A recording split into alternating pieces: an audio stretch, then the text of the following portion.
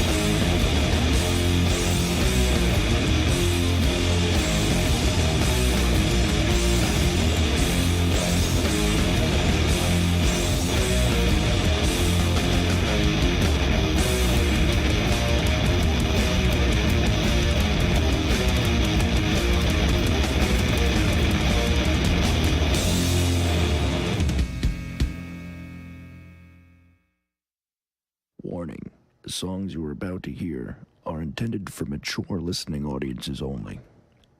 If you have a weak mind or heart and don't like words like shit, fuck, or cunt, then please refrain from listening any further.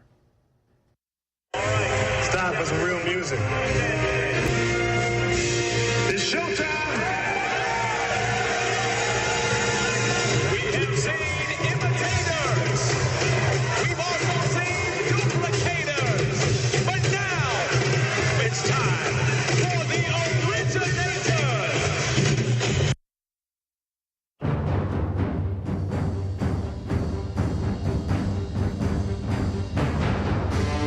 Los Angeles and the rest of the world. We are back. Many have tried to replicate. Many have tried to duplicate. There's only one true, real, extreme underground show. The very Manic Jimmy Cabs Show. I am Jimmy Cabs. Very glad to be here, broadcasting live from downtown gentrified Los Angeles, here on WEplayRADIO. WEplayRADIO.com. Does that sound gay or what? WEplayRADIO. Well, when you say it like that, yes, it does. Let me introduce my lovely white co-host here, the very handsome and sexy Mr. Scott Peterson of Cryptic Slaughter. Yeah. How long has that been? Over 30 years now? 30 years, going on 31. Hey, Chester, you want to lower that fucking music, please? Thank you for being here. It's always a pleasure. What do you think of the new studio there? I actually like this. This is very nice. It's nice, right? It's open. It's very, very white and comfortable. So I feel very at home. One of the things that I appreciate about broadcasting from like a live professional environment is when you get these dudes that have these shows like out of their bathroom or in their fucking bedroom, and they think they're somebody, and you're like, dude, you're broadcasting out of your bedroom. You know what I mean? But is it a nice bedroom? This is a very, very lovely studio here. One of the things that I'm glad for, first of all, I want to thank Chester and WEplayRADIO. Hey, Chester, you on the mic there? Hey, what's up? What's the deal with this WEplayRADIO, dude? Really, like, how can I say that like in an alpha voice? You got to say it real tough. Hey, come down, WEplayRADIO. No. WEplayRADIO. Should I growl it? You can. Like now, dude, I know we had like a voting process too when we were originally trying to get a name for the studio, but honestly, WEplayRADIO. You were outvoted, man. It came to a vote. It's a story of his life. He's always outvoted. All right. Listen, this is interesting. I'm glad that we're back on the air. I want to thank all of you who didn't give a fuck when we were off the air. But anyways, we're back on the air. Lots to talk about. A lot of conflict in the world, Scott, as you know. I don't know if you are familiar with the world crisis that we're living in now. I keep an ear to the grindstone. You don't give a flying fuck. You're living the life, man. I love this life that you give me that I am living. I like the fact that when you go out, I know that you're like engaged with like very lovely, your social soul partner, your one and only. But you know, when you go out, you see these little like girls come up to you. They're all Cryptic Slaughter, like fucking wet for you, right? How does that feel at our age? Because I got to tell you, it's very disturbing when I go out and I see these young ladies that were never there 30, 35 years ago. They weren't there. No. You remember we used to play those gigs at Fenders? Yes. There was like one girl and she looked like Lemmy. Yeah. And if there was that one cute girl, every dude was just on her like fucking flies. If there was a cute girl, every dude had her and she had fucking chlamydia. So, it wasn't a cool catch. But how does it feel when you walk into a room 35 years later that people still recognize you? And not only that, some chicks still want to fuck you. I'm happy with it all. The fact that people still care about Cryptic Slaughter, that women still find me attractive and want to fuck me, which is never going to happen. Really? I'm loyal to my girl. Do you find yourself being tortured like the way I am? No, because you and I, we're great friends, we're family, but we're different beasts. Like I'm that guy. My parents have been together 56 years, married 55, and it took me 39 years to find my chick, and she's There's nothing any girl can give me. All right. So in layman's terms, what you're saying is you find yourself a hot piece of ass. You're not going to fuck it up by trying to bang some I'm fucking not fucking my 21-year-old dumb life. bitch. There's no magic vagina except for what I have at home, and there's nothing that any chick can give me that my girl can't give me 100 times better. Right on, right on. So this is the deal here, people. First of all, I want to thank you all for listening. We are broadcasting live from downtown LA. We play radio. How did that sound somewhat convincing? that was good. It was convincing. You were in control of it, and we should be grateful though that someone gave us this wonderful opportunity. I know I am. Okay.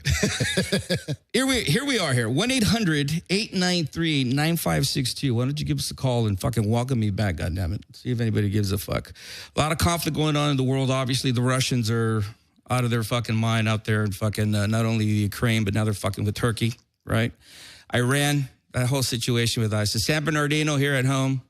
But I think the real problem that's going on is that a lot of young ladies really have no idea about proper anal prep. And that is very crucial in this day and age. 2015, if you don't, anal ain't as taboo as it used to be 30 years ago. You recall that? No, you remember the struggles back then? Yes, it's a lot easier. It took a lot of alcohol, a lot of money. Now it's like, it's part of the repertoire, and to discover that young ladies have no idea about the proper prep. It's fucking disturbing as fuck. So I'm glad that I'm on the air to be able to educate our demographic here. We got a great show for you today. In Los Angeles, there are a lot of musicians that think they have talent, right? How many fucking assholes do you know that play guitar and they think they're the shit? Well, it's always been like that. Right? Yeah, it'll never end. Okay, so it's very, very rewarding when you encounter a group of musicians that not only play really good tunes, but they don't have a fucking rock star fucking attitude. How many musicians do you know that they think they're somebody and they're really not? That's like, there's way too many. I wish we could drop some names, but we're going to keep it pro, right? Like, 30 years later, and they think they're somebody's now just because a couple of people remember them, and they think they're like Journey status or Metallica status. Yeah, and they're not. Like, dude, outside of your city, no one gave a fuck. No, and they still don't. All right, well, we have tonight a band called Yidera from Los Angeles. Really great band, great guys. Not only are they great guys, but they play some really good heavy music. They're going to be our guests later on today. But before we get to them, we're going to be playing some music that really is what is the true essence of this show. And let me just say this. There are a lot of people that have their radio shows that really think that they're doing something, but they really are just fucking bombarding everybody with a bunch of garbage. They don't play any good shit. It's all the same bullshit. It's all the same fucking crap. Let's keep it real and genuine, and let's play some good music. Chester, take it away.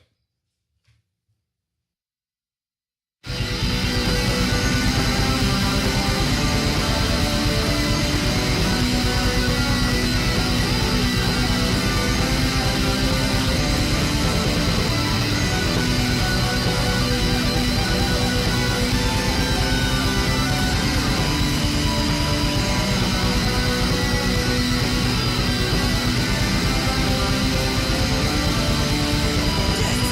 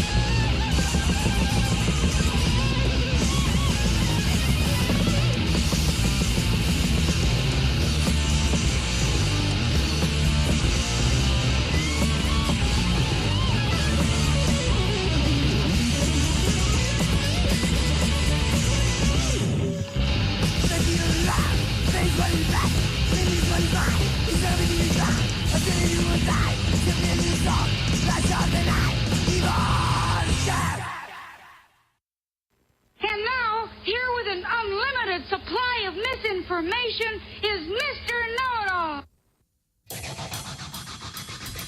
All right. You're listening to the return of the very Manic Jimmy Cab Show. I am your host, Jimmy Cabs, along with Cryptic Slaughter, Scott Peterson. Hello. Why don't you tell us what we just heard there, Scott? Well, starting from the beginning, we heard Another River to Cross by Goat Snake off the Black Age Blues album.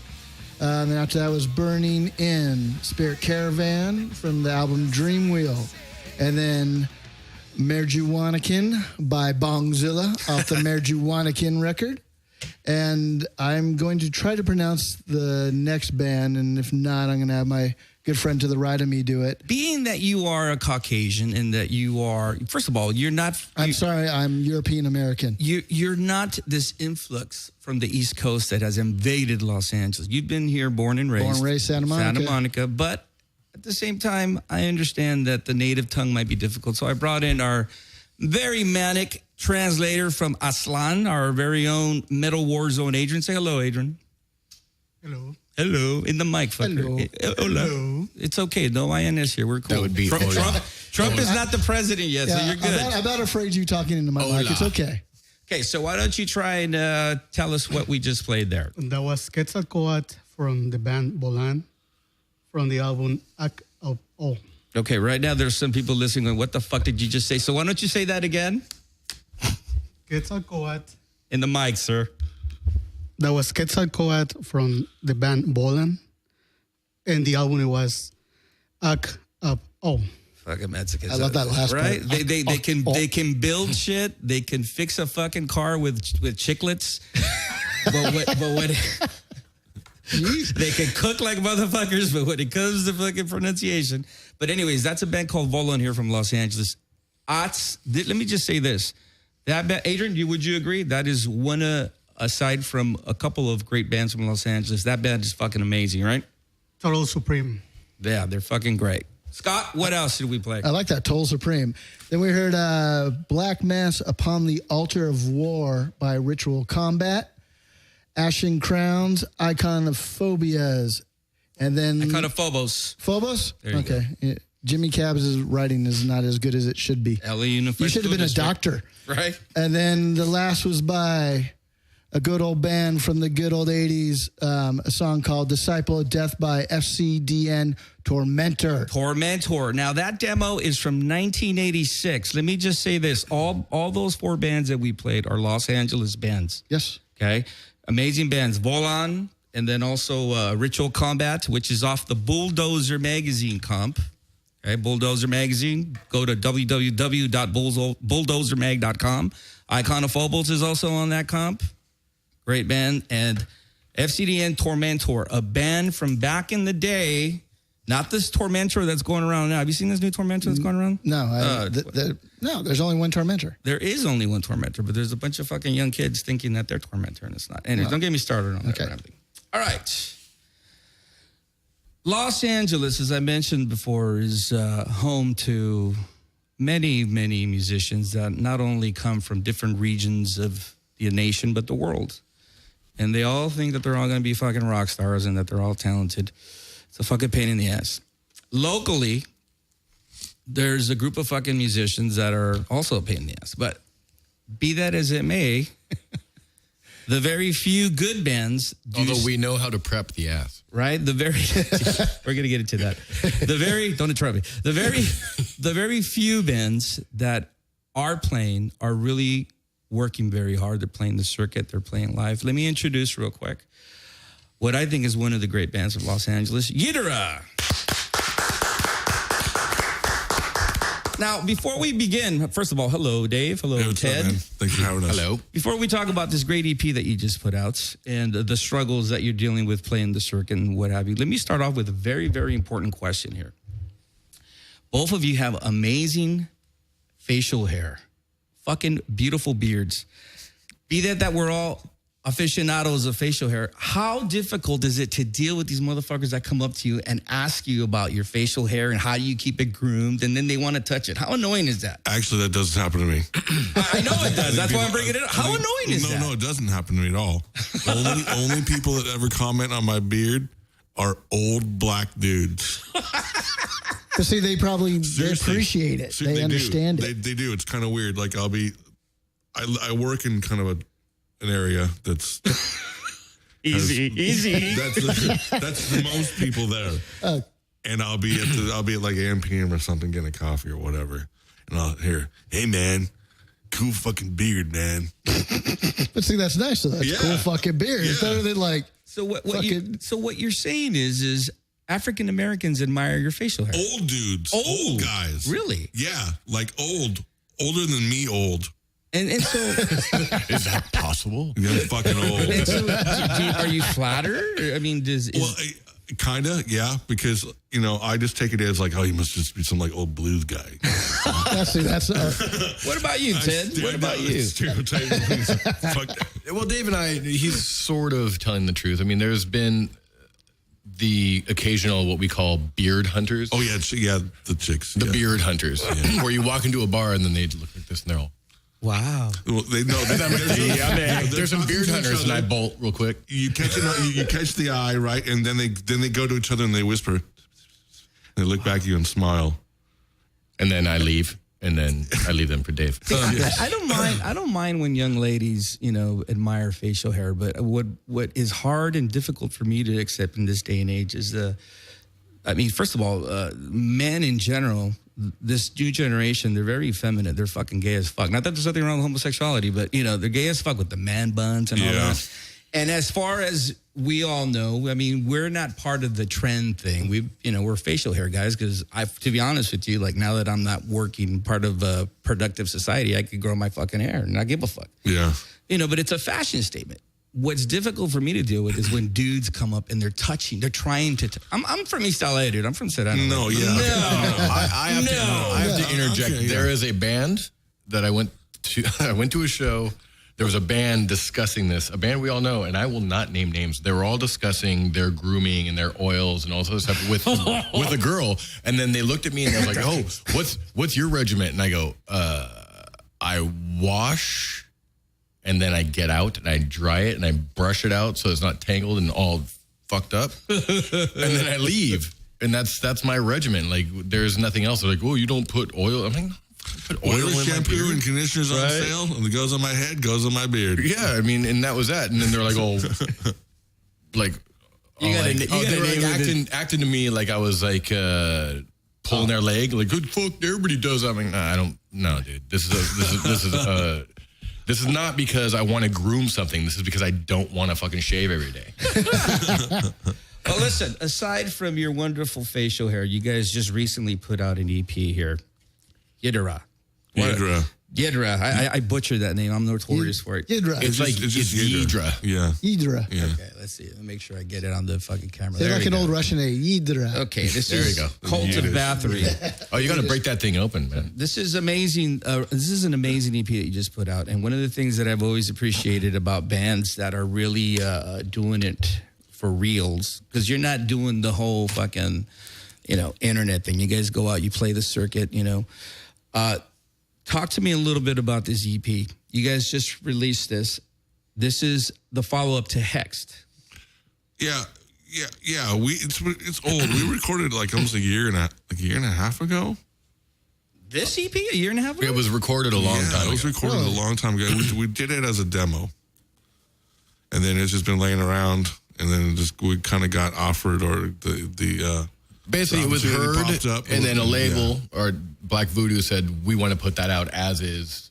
Fuck that demo bullshit. This is good. Now, were these tracks recorded when you did Hex with Bill Montoya also? No, it was after Hexed.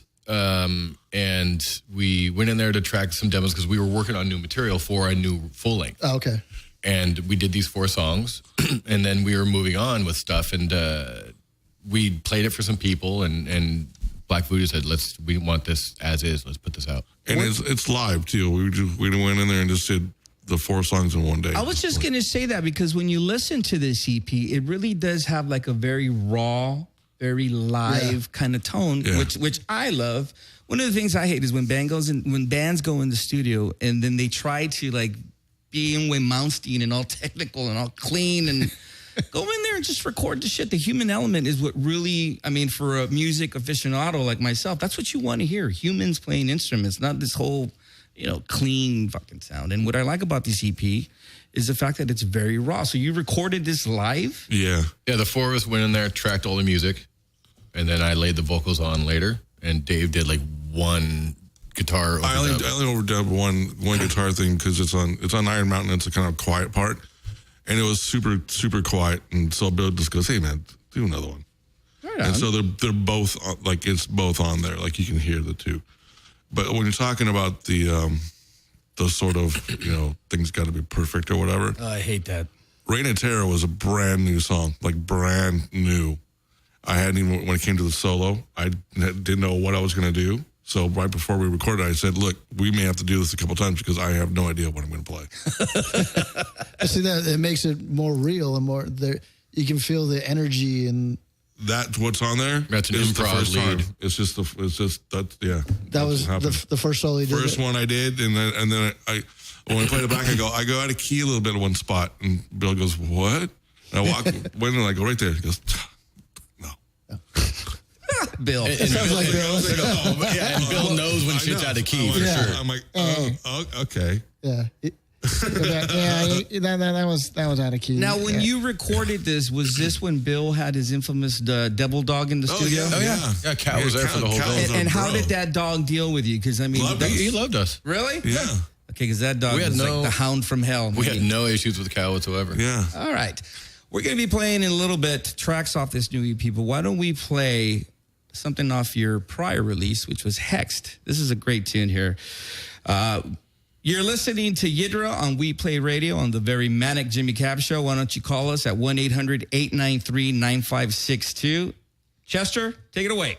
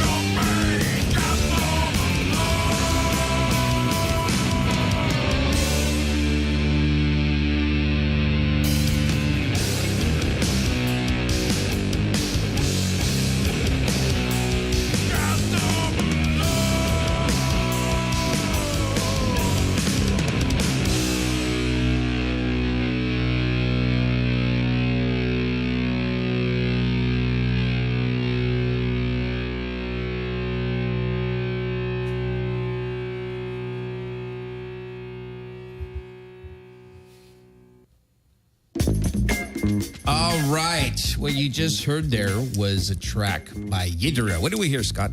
We heard Oathbreaker off their album Hex. Great album. Oh, incredible fucking album. One of the things that I really like about your band, aside from the music, is the fact that you're a live band. What I enjoy immensely is the fact that when I go see bands, you know, I go out all the time. I have no life. So, like, I go out all the time to see bands. You do have a life because you get to go out. I never go out. I have no life. I'm out all the goddamn time interviewing bands. I'm totally living the rock star life. I'm not a rock star. I have no life. Listen, I was at Knot Fest.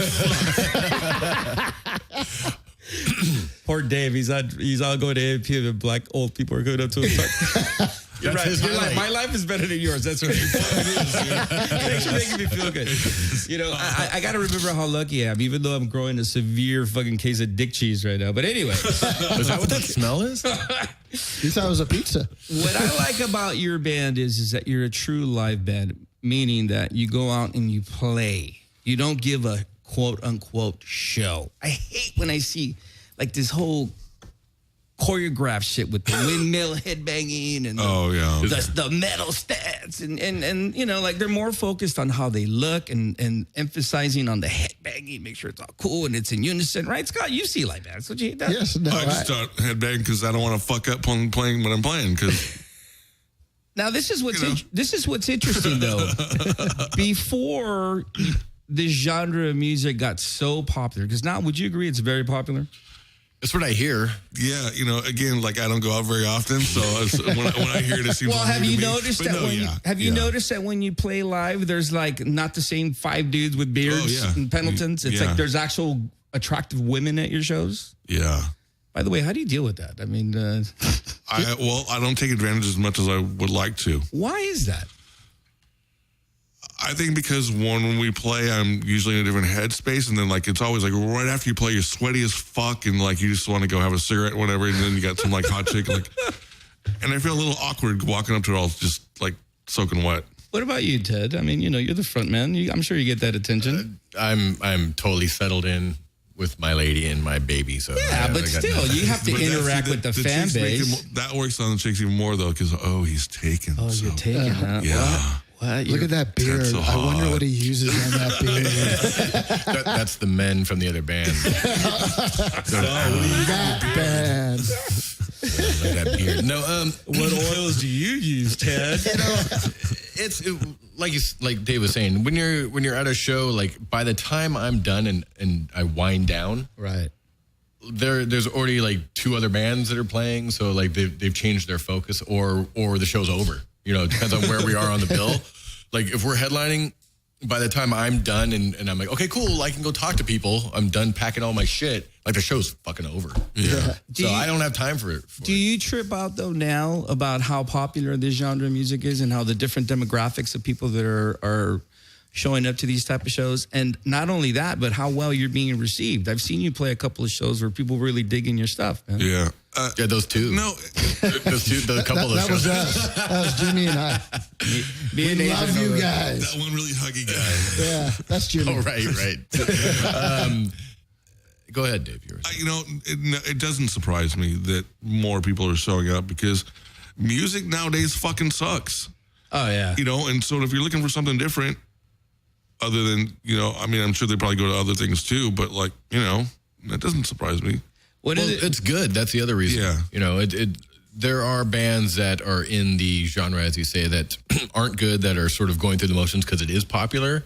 But the majority of the bands that continue, that last, they actually give a fuck and they're playing what they care about, not because it's popular. Right. And not only that, but here's the deal: the test of time. Yeah. Because when you're in a band, I'm sure you know this very well more than I do. I mean, there's a lot of things that go into keeping a band together, aside from the finances and dealing with all the real world shit. Like, okay, I just finished playing this set. It's 1 a.m. I got to get up at fucking 6 to go to my job. You know what I mean? There's a lot of things that really have to be factored in to really put so much dedication to it. And what's great, let me show this record again here. This is the final reason why you write and play music, because this is really a great EP, man. Make sure you pick it up. Go on Yidra's site, and this is a EP called Cult of Battery on Black Voodoo Records. Show the vinyl. It's pretty. Yeah, you got to crack that open eventually. Yeah.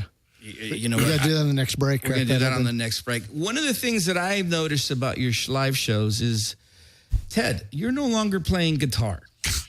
You're really focusing on the frontman duties, and not that there's anything wrong with that. But why aren't you playing guitar? Because I liked it when it was both of you hammering out on guitar. I'm gonna be a dick, Ted, but like I like it better because he's a better frontman than I don't want to say he's a better guitar player, but I just fucking stand there. This guy, he gets to jump around and sit and like take advantage of doing that. I can play guitar.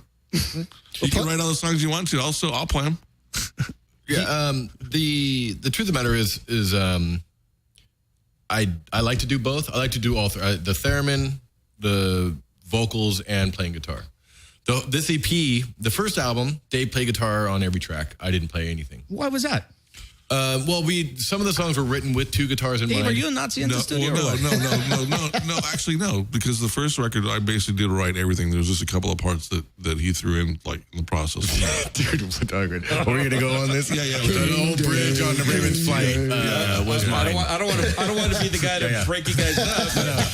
That's not necessarily true, but we'll just let Dave ride with this little fantasy he's going on right now. God, he's such I threw a couple parts in later. Yeah. Yeah, he did. It was like two. Thanks, Jimmy. Anyways, Made real. So, but no, it's more. It was just more like just the way it worked out. And then he said, "Oh, let's start playing guitar." I'm like, "Why, dude? You should get up front." I sound like that all the time. Okay, yeah, you have stirred the pot, Jimmy. But okay, so that's Dave's perspective. Here's mine. Now the bullshit. There were a couple songs that I play guitar on that near the when we went to the studio, primarily because we left Bill. We had a certain budget. We didn't bring my gear to mic another amp, to track another fucking thing. Right. Dave's shit was there. Dave basically learned my parts, played them, and then we moved on Hexed. There was only a couple songs on that album that I actually played on up to that point. When then we continued when I started playing guitar more often, I learned guitar and added guitar parts that we played live that are different on Hexed when I play. This album, I play on every track on guitar. When we started playing after that, it would be hit and miss. Like some sets I would have songs on that I play guitar, some not. So I would take it off, put it on, whatever, have some variety. The last year, just for convenience, actually more than anything else, because we were playing smaller clubs and bringing all our gear as a fucking pain in the ass or whatever, we decided to morph it out. Next year, I'm going to play guitar more often. Great. And we're also writing new material with our new bass player, so it's a whole other ballgame. But because we have the option, we're going to keep it. But it's not like something that I feel like I have to do all the time. Actually, the one of the newest songs we've been playing, he wrote on guitar. Well, he obviously wrote the lyrics too. It's fucking cool. It's really cool. But like when we play live, it's just me playing it. Do you feel that the fact that you haven't been playing live on guitar, that the band loses some substance of heaviness? Because I when I first saw your show and you were not playing guitar, I was amazed that the heaviness was not only there, but even more predominantly heavy. See, dude, I can handle it. We're going to ask Ted this question. Ted, how do you feel about this? It was odd. I don't know what you're... here's the thing. When you have a second guitar... tune the way we tune and playing the way we play, I don't think that a single guitar is heavier, but it just depends on what it is. Like we write songs for the songs, not for any other reason. Like as we write it through, we have a guitar part there because it's cool, and we add it because it's good, not because of anything else. If it's stripped down, it's still stripped down. It's a different vibe, but I personally wouldn't say it's heavier or less heavy one way or the other. But it's just different. It still has that heaviness. Oh, yeah. Everything we do is going to be fucking heavy. That's all there is to it. Well put. Why don't we listen to a track off this new EP? Great album. Black Voodoo Records. Let me make sure on the camera here. The fuck is it at? Oh, there you go. Black Voodoo Records. Make sure you pick this up. This is a track off Cult of Battery. Yidra from Los Angeles. Chester, take it away.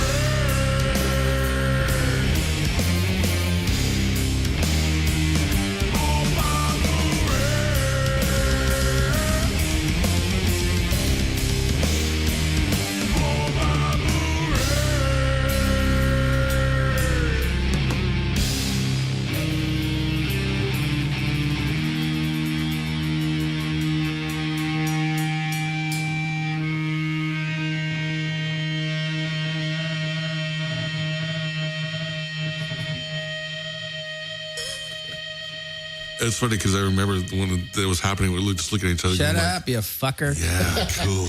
Fucking stoners. All right. You're listening to Live Fuck Up Radio.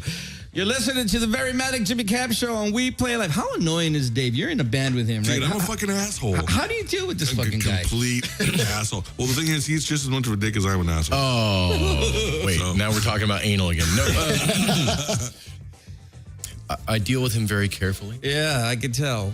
Scott Peterson, Cryptic Slaughter. What did we just hear? We just heard the title of the Ydra EP called Cult of Bathory. Show the record there. Look at that. Look at that beautiful vinyl right there. Look at that. That's just beautiful. Also comes in the lovely black and purple. One of the things that really, really stands out on this album, aside from the great music, is this amazing fucking artwork. Look at that. Dude, he's the Who is your artist? Graphic design wizard, Ted. Well, Ted, you did that? I laid everything out. Yes, I sourced it, laid it out, and packaged it all because that is my livelihood. That's what I do for a living. I draw and paint, but they won't allow me. They haven't allowed me yet to. The fucking dick, bringing up the sore spots. I'm saying second guitar, maybe some more artwork on the next record. Yeah. They don't allow just you. Just say it, guys. They don't allow you. They don't allow me. Is Ted a dick? Is Ted the dick of the band? It doesn't let you fucking. Holy shit. Okay, Ydra is now over. We're now, there's a new band. There's two bands. You know, why is the drummer not here? That's what I want to know. We would be remiss not to mention. We would be remiss not to mention. Okay, wait, Dave, go ahead with what you want to say, and then I will. Jimmy Cab. All right, Dave, why don't you speak there? I brought something in one time, though.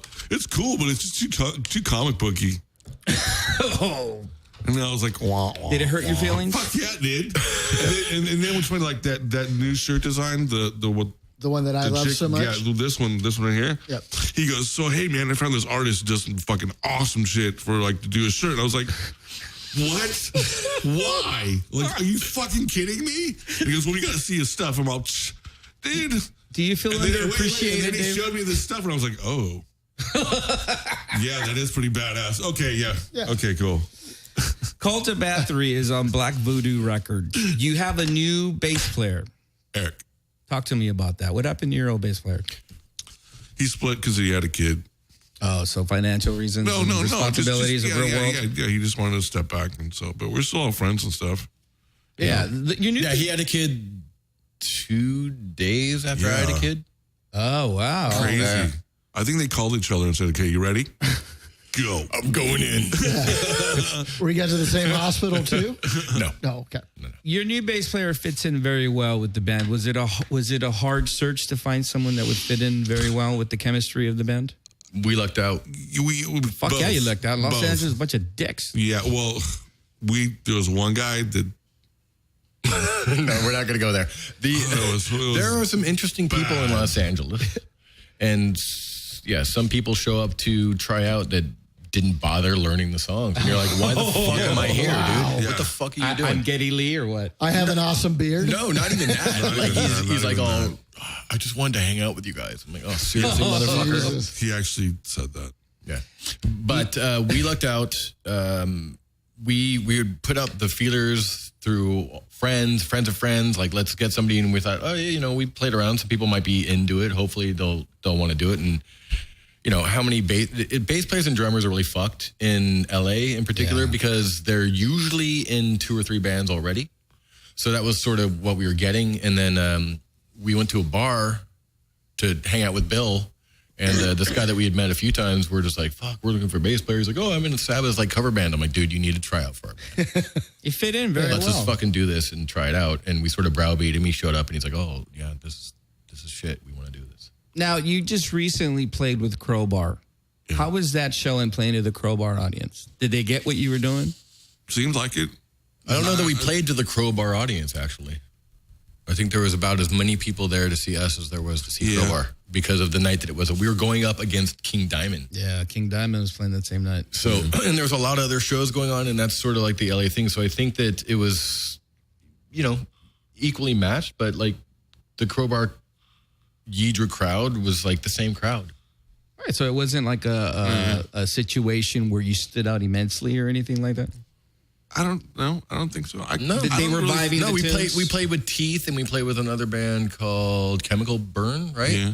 And every band was very different from each other. But those are the shows that I like. I don't want to see the same fucking band with 4 different dudes. Yeah. and Because I it gets get mundane, about right? it. It gets boring and it gets mundane. Well, the people get bored too, and they're just like they don't get into it, and they don't watch, or they just kind of they close out, and they're like, oh, let's go to the bar, go grab a smoke. Yeah. So I mean, even though it's the same genre, there's still enough room for bands to have their own identity. So Do you find it interesting in this city being in this underground current circuit of bands that are playing this type of music? Because you do stand apart from the other rest. There's a lot of good bands that I mentioned, but then there's a majority of bands that are doing what they think they expect people to want, which is focusing just on heavy, slow riffs, doing the whole... I mean, you stand apart. When you're writing material, though, do you encompass that? Do you focus on that? Tell me about the writing process. I don't even think about that stuff. No, we write what we write, and we'll play what we play, and hopefully people dig it. And if they do, cool. If they don't, that's cool too. But we're still gonna do whatever the fuck we want. It's like I just want to come up with it's always going to be riff based. It's always got to have that riff, and it's got to be it's cheesy in my tongue, catchy. But like, I want people to like, bounce their fucking heads and like remember it when they leave.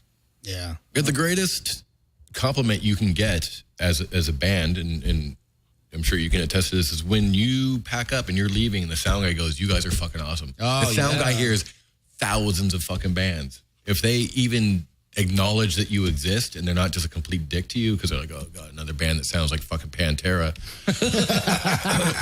It's like, that's, and fortunately for us, we get that, more often than not. And we're very appreciative of it. But that's because we do what we want to do, not because we're trying to do what we think people want us to sound like. Yeah. That would be our death. Like when I come up with a riff, it's because I want to like it, like I'm not in that band. Yeah, you put yourself in the crowd listening to that riff and go, fucking hell, that's a rad riff. Yeah. I mean, we don't think that everything we shit is gold. Like there's all kinds of stuff that other bands might like go, whoa, that's fucking badass, and we just are not good enough. Yeah. Have you ventured outside of Los Angeles and played different markets? Oh yeah. Yeah. Where have you gone? Mostly up north. And what's the response up there? We got a good response. It was really surprisingly cool. We played with Windhand at San Francisco at the Hemlock. That was freaking awesome because unknowingly, we don't know what we were walking into when we get there, right? It fucking sold out, and it was packed, and everybody was like, it was kind of cool because like it was the one show where like I actually saw like, this is gonna sound like egotistical and stupid. Like, we won everybody over it. Like, you saw it happen. Like, you saw it going down. Yeah, so I wave at people looking at each other, and then all of a sudden it was like they were looking at us. Wow. And I usually kind of don't pay attention to the crowd, but there was so many people that night, and I was like, kind of like, holy fuck. But that bill was stacked from beginning to end. It was Connoisseur, us, Horns, and Windhand. I mean, at a place like the Hemlock, that's like, yeah, it's fucking gold. It was pretty awesome. So they were into it just as much as you guys were. Like, and at first they weren't sure who you guys were. Then they heard. Nobody knew who the fuck we were at all. And then after your set was done, they did. Yeah, and it was cool because I mean, people all night long. The chick thing. I like your beard. I'm like, yeah. I didn't have a beard at that show. That's why you grew one. See? Have you played the East Coast? Have you been out to the East Coast? Unfortunately, we haven't been able to make it there yet. We've constantly getting shit from Europe, like come out here. It's, it just takes a lot of shit. Yeah, well, we're trying to hit everywhere because we want to, but we're going back up north. Yeah, let's talk about that. You have a couple of dates up north. Tell me about these dates. Go ahead. In January, we have 2 shows. We had 3 shows, but there was some tomfoolery or some circumstances that went on with San Francisco, so that one got canceled, but we're playing in Portland and Seattle on the 8th and 9th, respectively. We're playing at High Water Mark on the 8th in Portland, and we're playing at Funhouse in Seattle. So that'll be cool. That's the 9th. And then in between there, we're trying to fill the dates. You know, I think we might have something in Sacramento on the 7th, which is a Thursday. And then we're trying to fill that other date. Any potential dates for Los Angeles? Nothing right now. The only thing we have is we have a Riverside date tentatively, and we have a San Diego date, but that's later in the year. San Diego, probably in March or April. March, yeah. Now, your record is being streamed on numerous locations, correct? Which Hexed? Oh, yeah. We have Cult of Bathory is being streamed on Invisible Oranges, and Reign of Terror is currently on Cult Nation.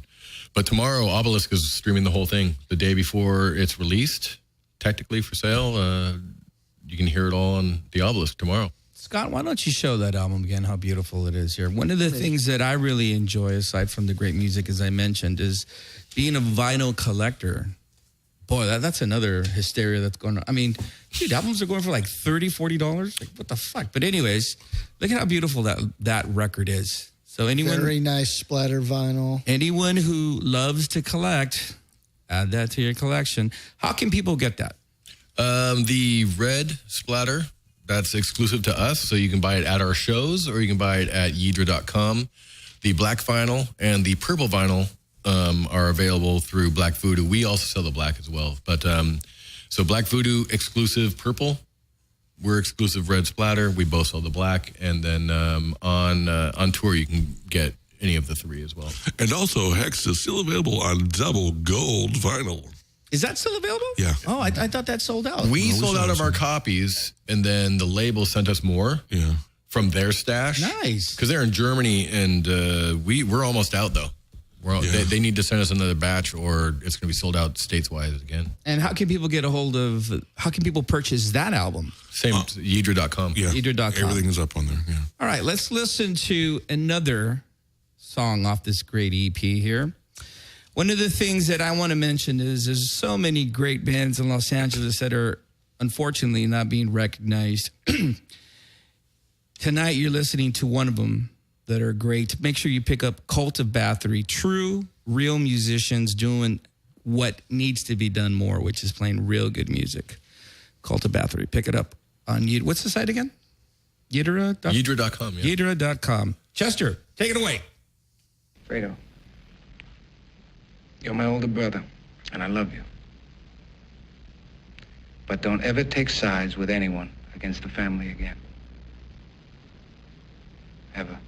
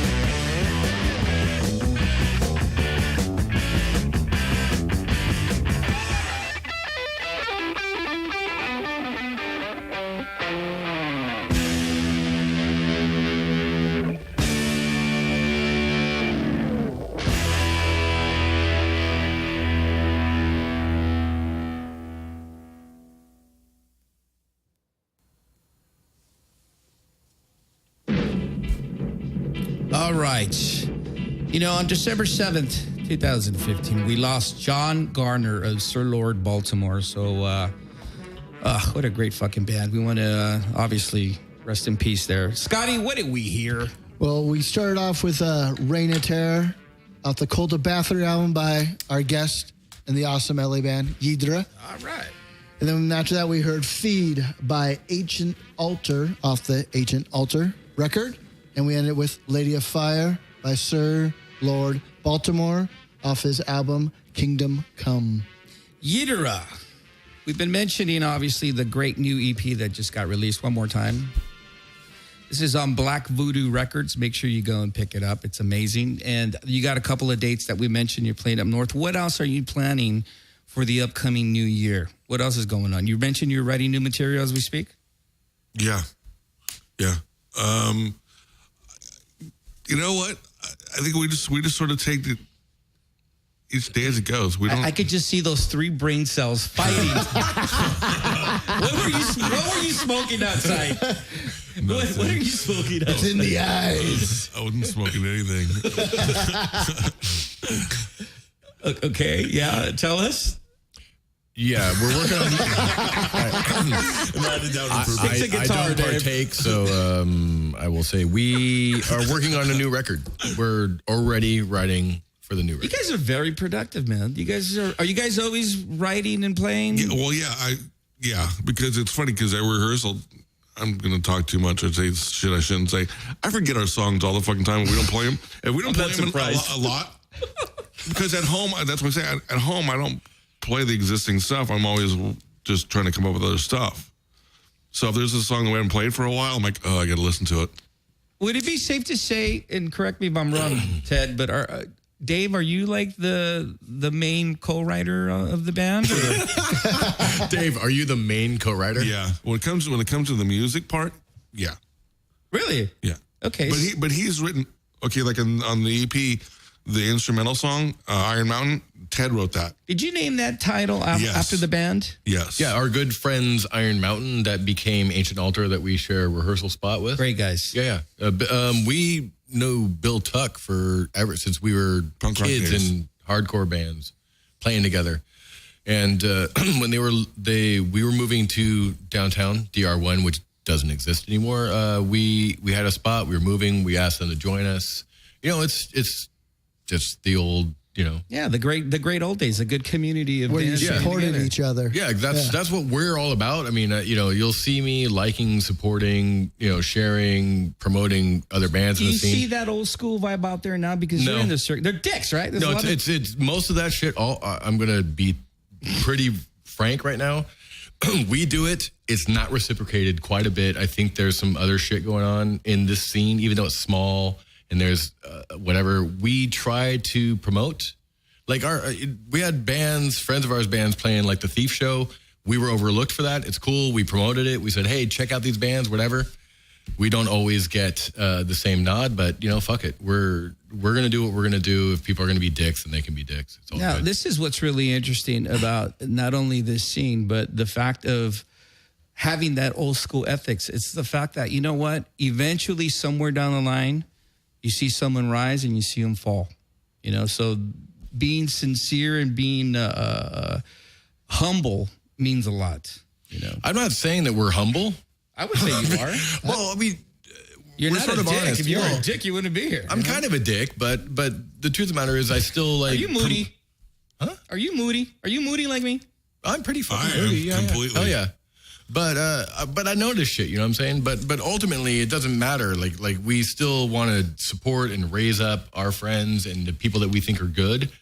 It's not always reciprocated, but whatever. But that's you gotta do what you gotta do. Isn't that always been an LA thing though? Scott, you played back in the day in that circuit. Wasn't that like an LA thing back then too? Certain bands that, just thought they were bigger than they are. And If it was back then, it was really small. I mean, like, we were lucky to be friends with Excel, Hyrax, Death, Wehrmacht, The Accused. I mean, Cryptic Slaughter, we just happened to hit the right timing. We just, got lucky to meet the bands that we did, and we all just supported each other. It was just a different time than this.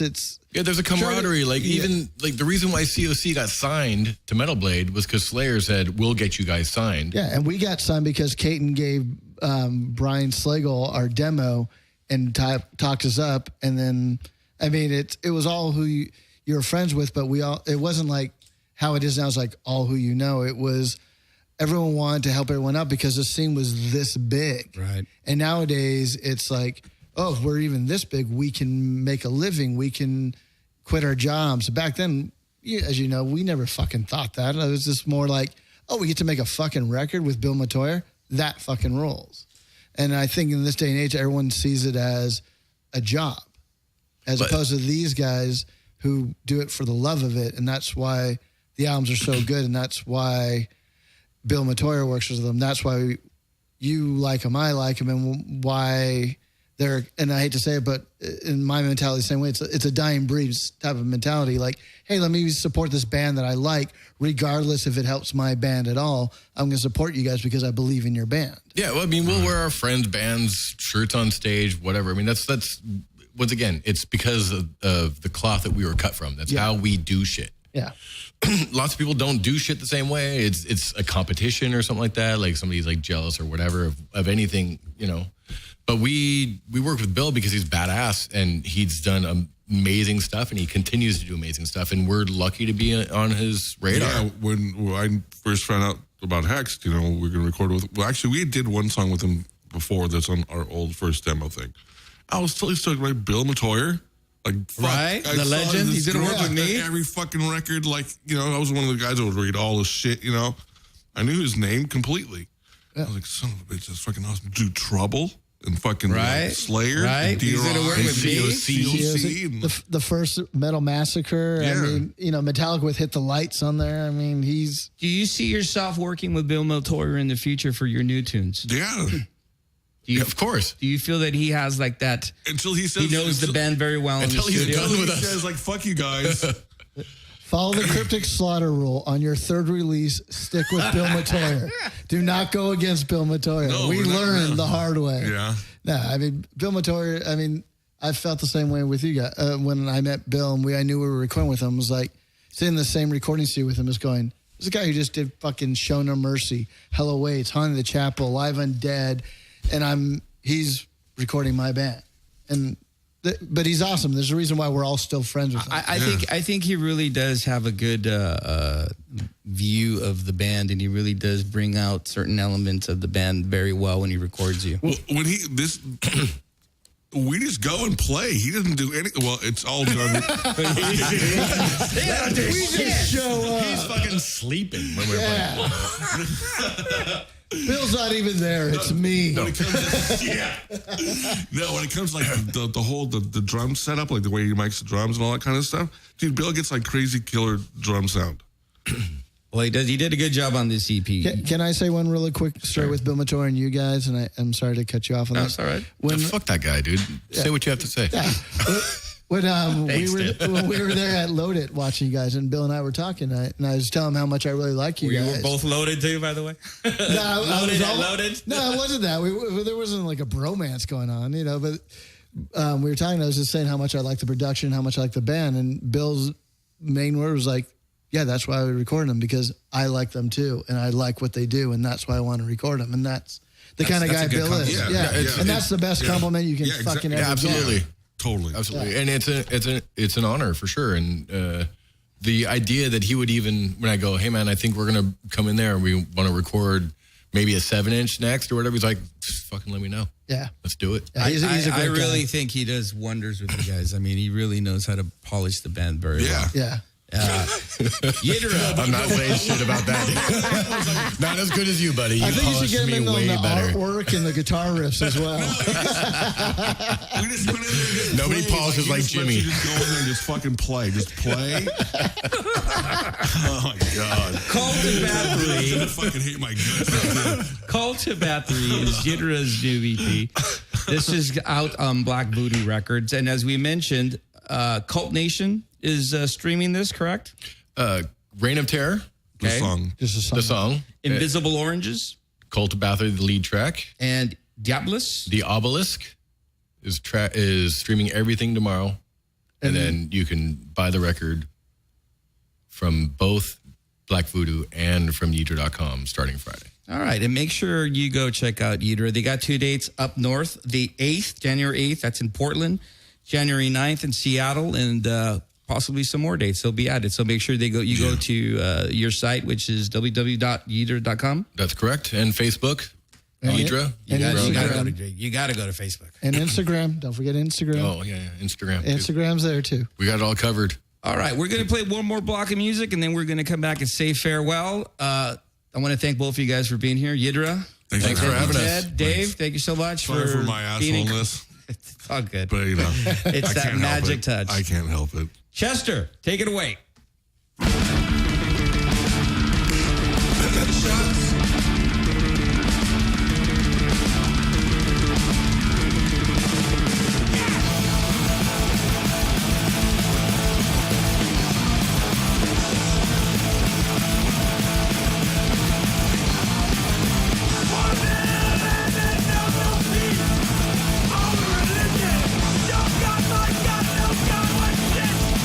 Ruled by the shadow.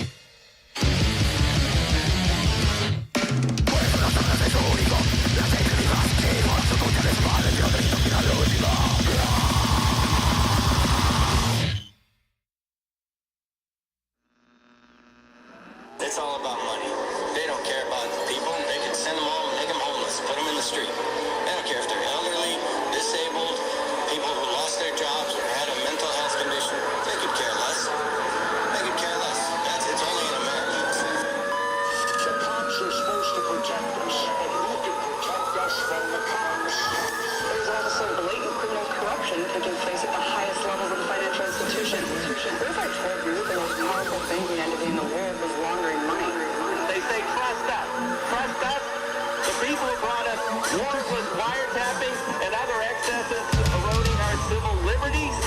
Trust us. The greatest losses to our freedom have come not from someone attacking us, but from the government ignoring the Constitution and the majority letting it get away.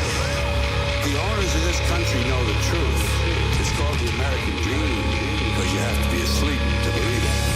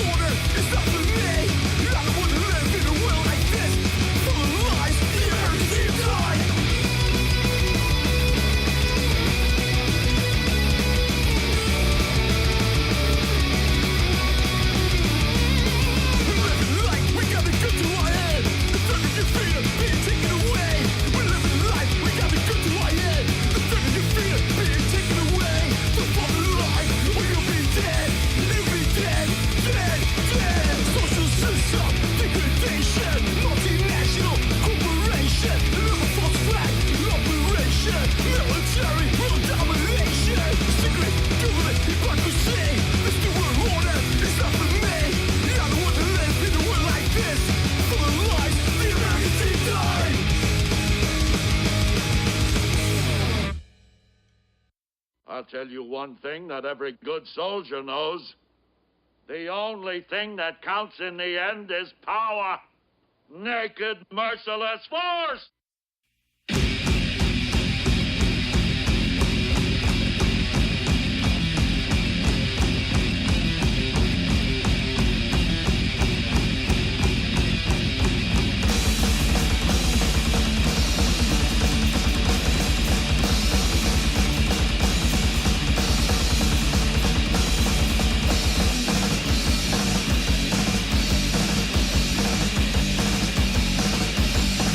I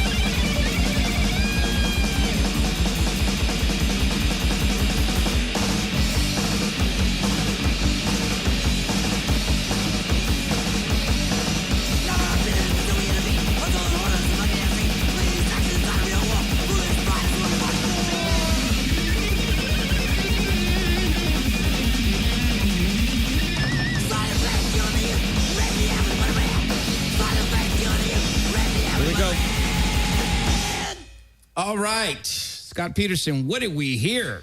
Well, we started with Bombs by Battalion of Saints, off Battalion of Saints, and then Bog from Poison Idea, who are actually playing tonight at the Dollhead in Anaheim, and they're also playing Thursday at Alex's Bar off their new album, Confuse and Conquer, which is a great fucking record, a great Amazing fucking record. band.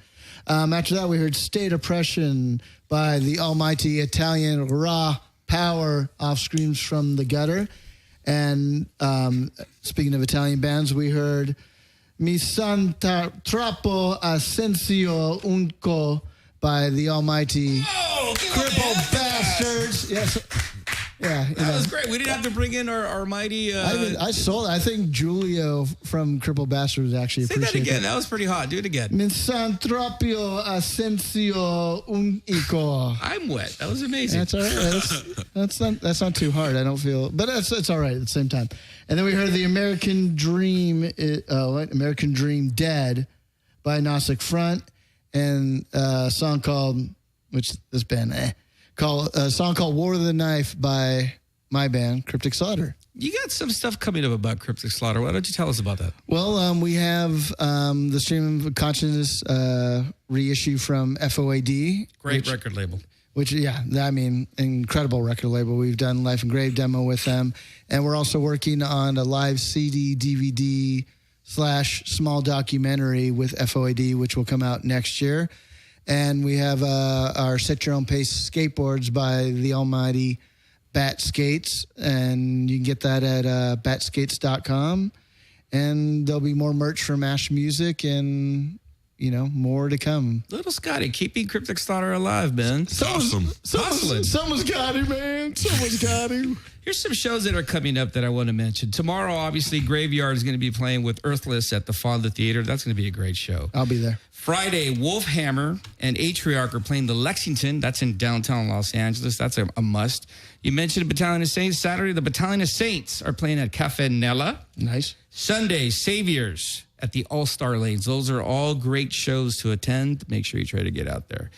Check out Bulldozer Magazine at www.bulldozermag.com. Only print is real from diehards for diehards.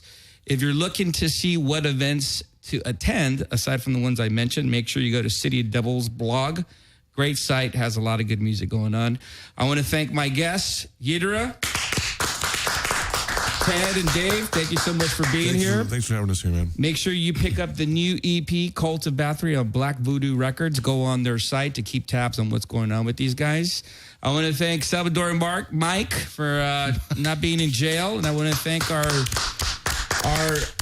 very own Azteca translator over here, Photographic Adrian of Metal Warzone 666 and Metal Invictus. Of course, Chester of We Play Radio, and all of you for listening. Thank you so much. See ya.